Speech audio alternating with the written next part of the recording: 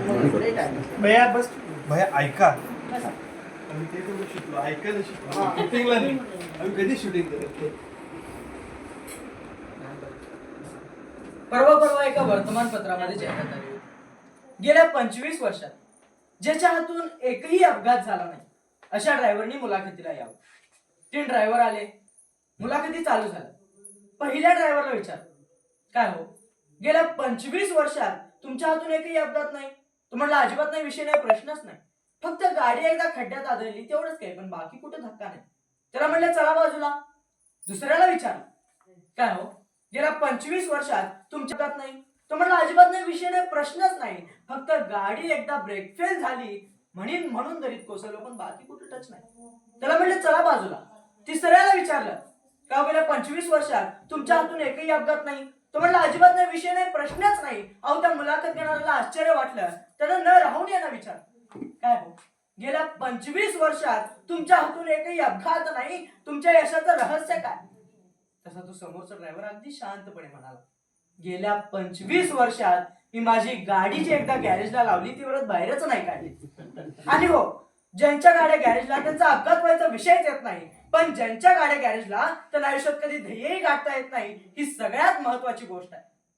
खर तर तुम्हाला ध्येय गाठायचं असेल ना तर गाड्या रस्त्यावर आणाव्याच लागतील. आणि रस्त्यामधले खड्डे ठरलेले, टक्केडोंबे ठरलेले, ऊन वारं वादळ पाऊस ही सगळी झुंज ठरलेली. ही सगळी झुंज सोसणं ज्याला जमतं, हा सगळा संघर्ष सहन करणं ज्याला साधतं, त्याला यश जिंकता येतं. तुमचा संघर्ष जेवढा मोठा तेवढी तुमची उंची मोठी असते. अहो गेल्या 350 वर्षांपूर्वी माझ्या राजाच्या वाटेला संघर्ष एवढा मोठा होता की जोपर्यंत चंद्र सूर्य राहतील तोपर्यंत छत्रपती शिवाजी महाराज हे तुमच्या माझ्या काळजामध्ये जिवंतच राहतील. ही सगळ्यात महत्वाची गोष्ट आहे.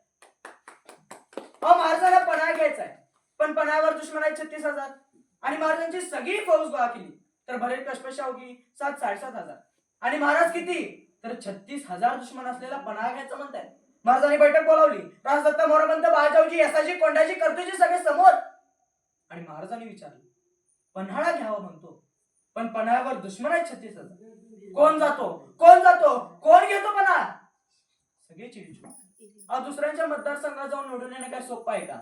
36,000 दुश्मन आहेत तिथं.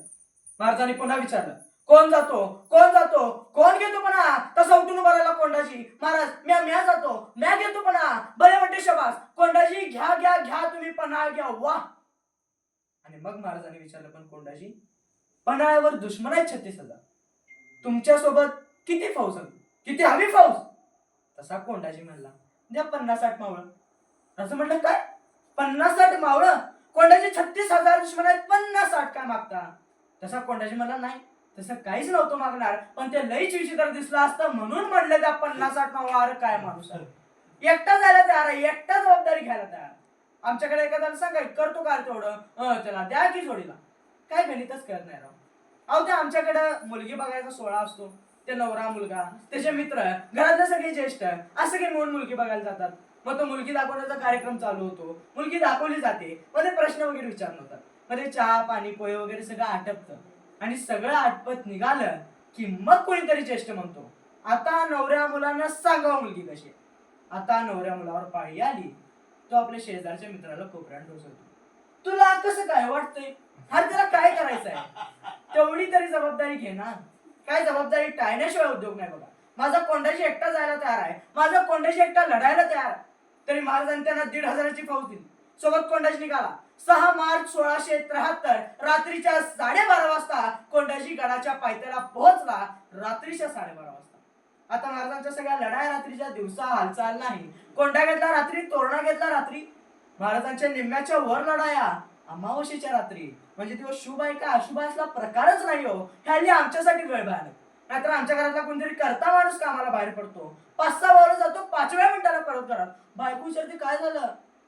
मांजर आडवं गेलं. मला राऊंड प्रश्न पडतो, त्या मांजराला काय वाटत असेल हे आडवं गेलं. जी माणसं कारण सांगतात ना यशोगाथा, त्यांच्या काळात कधीच माळ घालत नाही, चुकून घालत नाही. आणि शिवचरित्र हा जगातला एकमेव असा इतिहास आहे ज्या इतिहासात तुम्हाला कोणी कारण देताना भेटत नाही, विषयच नाही. धन्यवाद.